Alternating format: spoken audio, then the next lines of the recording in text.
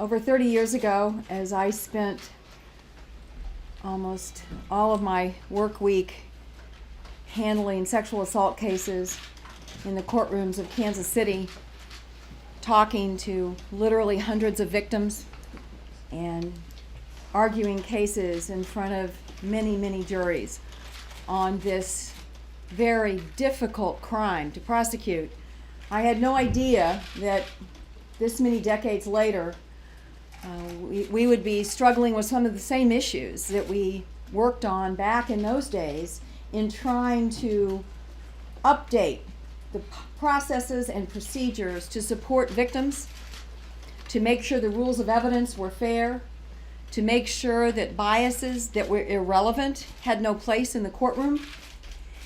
And now, in a bicameral, bipartisan way, we are working on those issues in the military. We are introducing a piece of legislation today that I think is very important because it is bipartisan and it is bicameral. And we give that notion a lot of talk around this building. But I have to tell you, I really think it's important on this subject because we cannot send a mixed message to our military leadership. We cannot make this a Democratic issue or a Republican issue.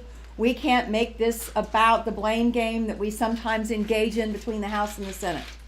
We need to march forward unified with important reforms that will protect and support the victims, that will make sure the rules make sense in terms of seeking justice, and will make sure that people who have never heard the testimony, who have not been in a position to judge the credibility of the witnesses, who have no legal training, make sure that those people never again have the ability to overturn the work of a jury that has in fact made those decisions based on the evidence they heard.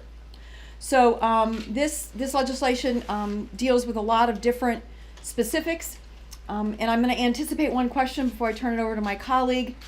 There are a lot of bills that have been introduced. They're not all the same.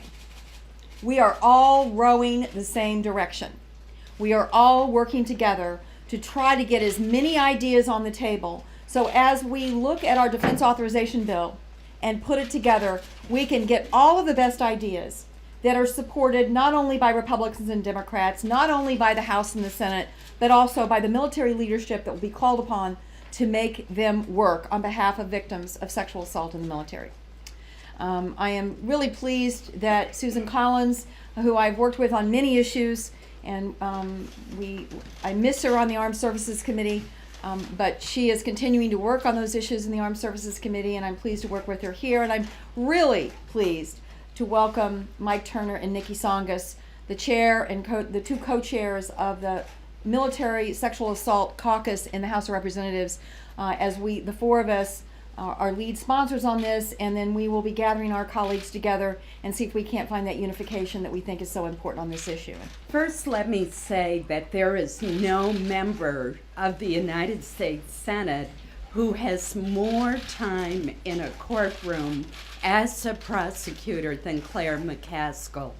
And it is so helpful to have her special expertise brought to this issue as we attempt to craft a solution. Like Senator McCaskill, I too am very pleased that this bill is bipartisan and bicameral. I think the important thing is to try to get as many of us to agree on these reforms so that we don't end up with legislation that is a party line vote or that is in the Senate bill but that they will not accept in the House. I mean, I am tired of trying to legislate around the gridlock in Congress. This is an opportunity that we can bust that gridlock. So I think we all need to keep an open mind about all of these pieces of legislation and try to work together through the markup on the Defense Authorization Bill. And Senator Levin indicated to us yesterday, the Armed Services Committee, that the full committee will have a hearing on this when we return to Washington in June.